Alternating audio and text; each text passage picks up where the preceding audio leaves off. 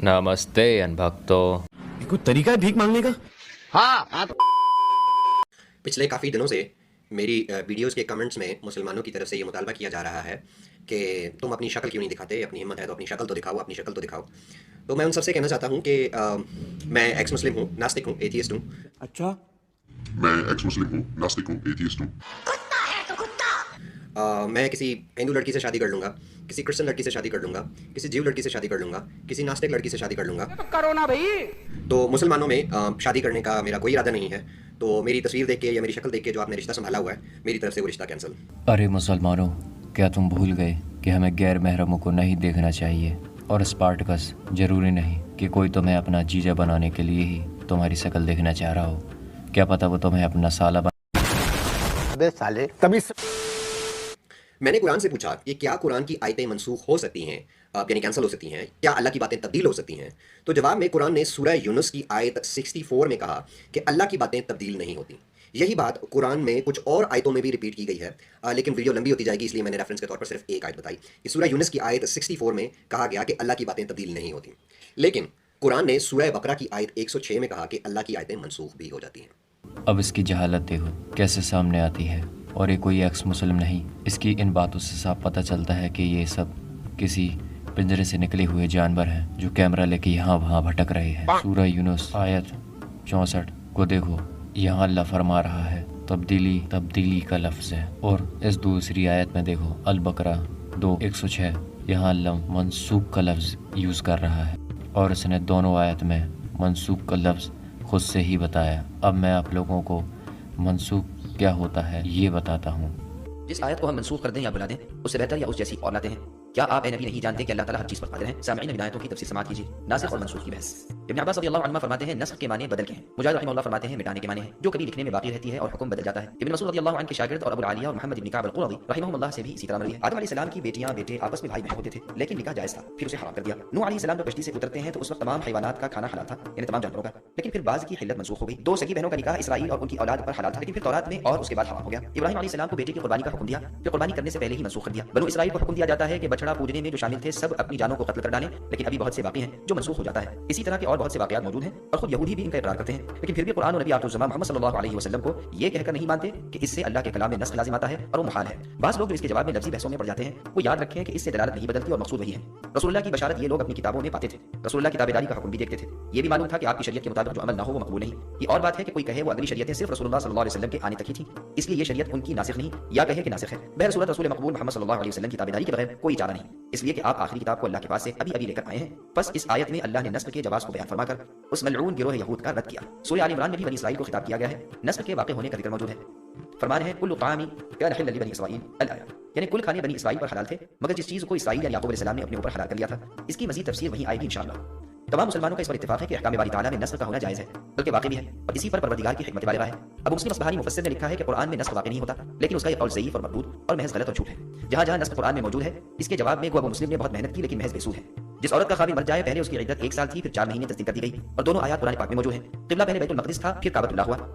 दूसरी आयत साफ और पहला हुक्म भी ज़िम्नन मज़कूर है। पहले मुसलमानों को हुक्म था कि एक मुसलमान 10 काफिरों से लड़े और उनके मुकाबले से न हटे, लेकिन फिर यह हुक्म मनसूख होकर 2 के मुकाबले में सब्र करने का हुक्म हुआ, और दोनों आयत कलामुल्लाह में मौजूद हैं। पहले हुक्म था कि नबी से सरगोशी करने से पहले कुछ सदका दे दिया करो, लेकिन फिर यह हुक्म मनसूख हुआ और दोनों आयत कुरान करीम में मौजूद हैं। तबरानी में एक रिवायत है कि 2 आदमियों ने नबी सल्लल्लाहु अलैहि वसल्लम से एक सूरत याद की थी, उसे वो पढ़ते रहे। एक मरतबा रात की नमाज में हरचंद उसे पढ़ना चाहा, लेकिन कुव्वत हाफिज़ा ने साथ न दिया। घबरा कर खिदमत नबवी में हाजिर हुए और रसूलुल्लाह से इसका जिक्र किया। रसूलुल्लाह ने फरमाया ये मनसूख हो गई और भुला दी गई, दिलों में से निकाल दी गई, तुम गम न करो, बेफिक्र। बेशक अल्लाह हर चीज़ पर कादिर है। फिर मैंने कुरान से पूछा कि क्या शराब पी सकता हूँ? नहीं। अपनी शक्ल तो दिखाओ। कुरान ने सूरह अल-नहल की आयत 67 में अंगूर से बनी शराब यानी वाइन की इजाज़त दे दी, बल्कि ये भी कह दिया कि इनमें खुदा की कुदरत की निशानी है। लेकिन सूरह बकरा की आयत 219 में ये भी कह दिया कि शराब पीना गुनाह है। अब शराब पीनी है कि नहीं पीनी? नहीं। इस वाली आयत में देखो, सूरह 16 आयत 67, क्या यहाँ कहीं लिखा है कि अल्लाह शराब पीने को जायज़ कह रहा है या शराब पी सकते हैं? हम ये भी जानते हैं कि शराब पीना इस्लाम में हराम नहीं था। आगे की आयत में क्लियर हो जाता है, अल बकरा 219। अब इसमें देखो, यहाँ साफ साफ कुरान कह रहा है कि शराब पीना गुनाह है। अब इस पार्ट का सूतिया है क्या? तू एक बात बता, क्या कुछ भांग का गांजा पिए हो क्या कुछ? अपनी शक्ल तो दिखाओ आप। मैंने सवाल किया कि ईसा की माँ यानी मरियम से कितने फरिश्तों ने बात की।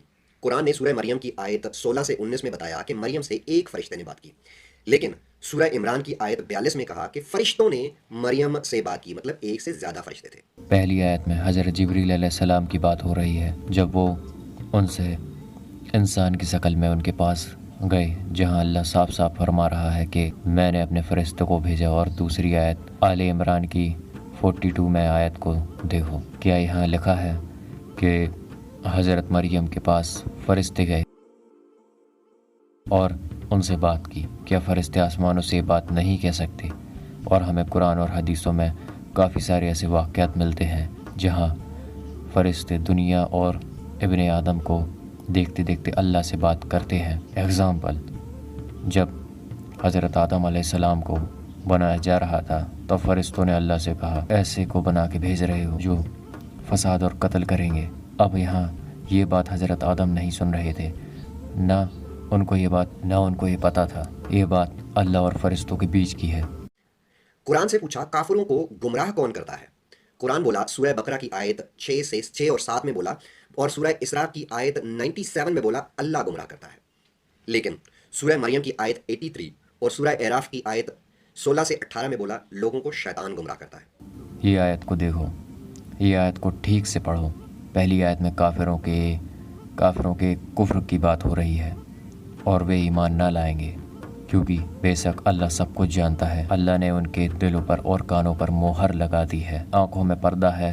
अब यहाँ अल्लाह ये नहीं कह रहा कि वो गुमराह कर रहा है, लेकिन बेशक अल्लाह गुमराह करता है, लेकिन कब, अभी आगे बताता हूँ। अब इस आयत में देखो, यहाँ अल्लाह साफ बता रहा है वो हिदायत भी देता है और गुमराह भी करता है, लेकिन किसे? अब इस आयत में अल्लाह क्या फरमा रहा है साफ साफ कि वो हिदायत भी देता है, गुमराह भी करता है। क्या तुमने कभी अल्लाह से हिदायत मांगी है? क्या तुम्हारे पास कोई हिदायत का ज़रिया नहीं आया? ऐसा हो ही नहीं सकता। स्पार्टकस इस चीज़ को और आसान वे में समझाता। उसने हमें दो रास्ते दिए, सही और गलत, उसी में अच्छा और बुरा। उसने हमें वो दोनों रास्ते दिखाए। तुम्हें किस रास्ते को चुनना है ये चुनने की चॉइस उसने तुम्हें दी है, लेकिन उसमें चलना तुम्हें है। मैं अपनी स्टोरी बताता हूँ। मैं इस्लाम छोड़ने वाला था, लेकिन मैंने आखिरी बार अल्लाह से दुआ मांगी कि तू सच्चा है, मेरा रब है, तो मुझे हिदायत दे। हिदायत का ज़रिया देखा, मेरी ये ख्वाहिश को पूरा कर। और मैंने जो गलती गुनाह किए थे उसकी सज़ा मुझे मिली, जिसके कारण मैं इस्लाम से दूर हुआ। लेकिन जब मैंने ये दुआ मांगी तो मुझे और तकलीफ़ें हुई जिसका मुझ पे कोई असर न हुआ, और मैं अल्लाह की तरफ बढ़ता ही गया। और मैंने उसकी रस्सी ऐसी थामी कि अब कभी नहीं छूटने वाली। अब इस आयत में ये लिखा है कि काफिरों को शैतान उकसाते हैं। अब यहाँ गुमराह का शब्द कहाँ लिखा है? जैसे लोग किसी के खिलाफ उकसाते हैं, तो क्या तुम उसका उकसाना समझ नहीं सकते? क्या तुम में इतनी भी अकल नहीं कि तुम्हें किसी के भड़काने पे नहीं भड़कना? और उकसाने में गुमराह में फ़र्क है। शैतान तुम्हें बुरे कामों के लिए उकसाता है, लेकिन अगर तुम गुमराह हो गए तो अल्लाह तुम्हें और गुमराह करेगा। और शैतान मोमिनों को भी भटकाने की कोशिश करता है, जो कि वो कर रहा है, और उसमें कामयाब भी है। लेकिन अल्लाह के नेक बंदे कभी उसके बहकावे में ना आएंगे। अब इस जहरीले पोकेमोन की जहालत देखो। अपनी शक्ल तो दिखाओ आप।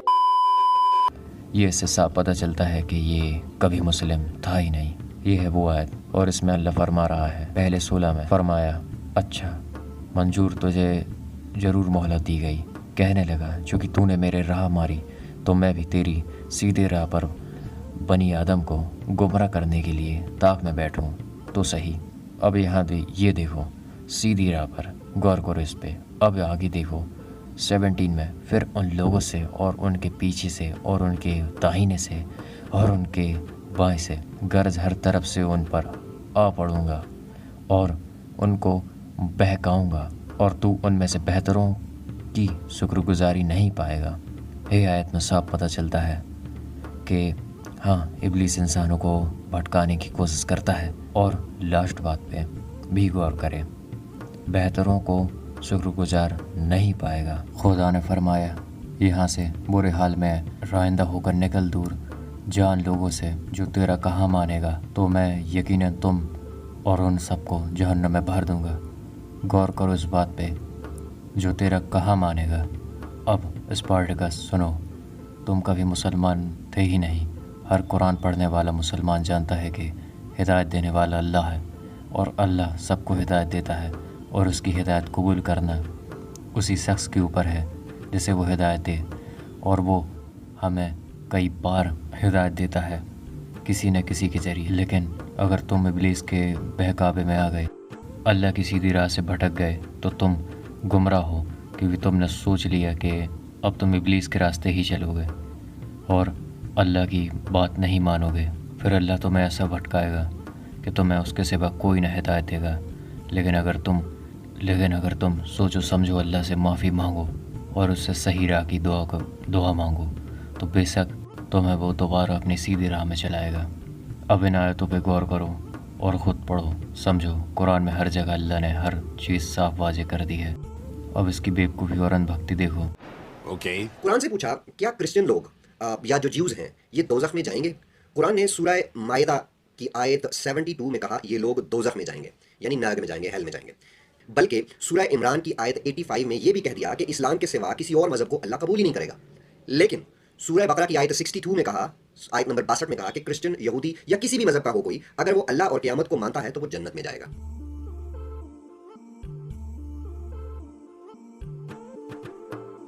सूरह बकरा की 8वीं की आयत करते हैं, मोमिन ईसाई और पर जन्नत जाएंगे। सूरह बकरा में आता है कि जो ईमान लाए और जो यहूद और नसारा हैं वो अगर अल्लाह पर ईमान लाए और आखिरत पर, तो वो सब जन्नत में जाएंगे। कुरान में आता है कि ईमान वाले हों, यहूदी हों, ईसाई हों, कोई भी अल्लाह और आखिरत पर ईमान लाएगा और नेक अमाल करेगा तो वो कहाँ जाएगा? जन्नत में। तो याद रखो, इस आयत कुरान की एक आयत को हमेशा दूसरी आयत से समझा जाता है। कुरान ने साफ लफ्ज़ों में कह दिया, वमन यब्तगी गैरल इस्लामी दीनन फलन युक़बल मिन्हु, इस्लाम के अलावा कोई भी दीन काबिल कबूल नहीं है। ये जो आयत है इसका एक शान नुज़ूल है। इसका शान नुज़ूल ये है कि यहूदी ये कहते थे कि हम अल्लाह के बेटे हैं और हम जन्नत के ठेकेदार हैं। अगर कोई यहूदी मज़हब कबूल भी करेगा तो 2 नंबर यहूदी होगा, 1 नंबर वही है जो याकूब अलैहिस्सलाम की औलाद में। बाद ईसाइयों का भी नजरिया था। तो इस्लाम ने ये बताया कि इस्लाम किसी के खानदान का या किसी कौम का मज़हब नहीं है। तो इन लल्लज़ीना आमनू का मतलब जो मुसलमान हैं वो भी अगर ईमान लाएंगे और नेक अमाल करेंगे तो जन्नत में जाएंगे, क्योंकि बाज़ लोग इस्लाही एतबार से मुस्लिम होते हैं, हकीकी एतबार से मुस्लिम नहीं होते। तो अगर यहूदी भी ईमान लाए, ईसाई भी ईमान लाए, जो भी ईमान लाएगा, कोई कौम नहीं है, ये नजरियात हैं, ये अकायद हैं, जो इन अकायद को फॉलो करेगा वो कहाँ जाएगा? जन्नत में। वो अलग बात है कि जब आप उन अकायद को फॉलो करेंगे तो आप खुद बहुत क्या बन जाएंगे। मिसाल के तौर पर कुरान कहते हैं कि जो अल्लाह पर ईमान लाए, अल्लाह की तौहीद पर और रिसालत पर भी और आखिरत पर भी, तो जब कोई यहूदी कहेगा मैं अल्लाह को एक मानता हूं और तमाम पैगंबरों को अल्लाह का नबी मानता हूं, तो उसमें मोहम्मद सल्लल्लाहु अलैहि वसल्लम भी आ गया और आखिरत को मानता हूं, तो कलमा शहादत खुद बहुत क्या हो जाएगा? पड़ेगा, तो वो खुद बहुत क्या बन जाएगा? मुस्लिम। फिर वो यहूदी रहेगा नहीं। तो ये जो आयत है ना, इसका शान नुज़ूल है कि इस्लाम किसी खास कौम के साथ खास नहीं है। कुरान से पूछा, अच्छा ये बताएं कि कितने फरिश्ते जंग में मोहम्मद का साथ देने के लिए आए? कुरान ने सूरह अल इमरान की आयत 124 में बताया कि 3000 फरिश्ते मोहम्मद की मदद करने के लिए, मोहम्मद के साथ मिलकर जंग लड़ने के लिए आए। लेकिन सूरह अनफाल की आयत 9 में बताया कि 1000 फरिश्तों से अल्लाह ने मोहम्मद की मदद की। अब 1000 थे या 3000 थे?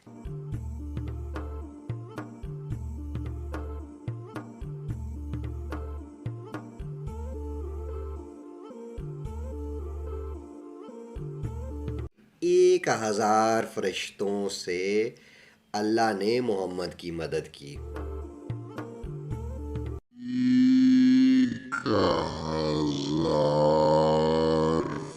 अबे झाड़ टपाकस, कोई चीज़ पढ़ते हो तो क्या तब भी धड़ अलग रख के और गर्दन अलग रख के पढ़ते हो? अकल टॉयलेट में। अबे बेवकूफ़ है क्या वे? और ये हलाल बकरी की तरह बैठ के वीडियो ना बनाया कर।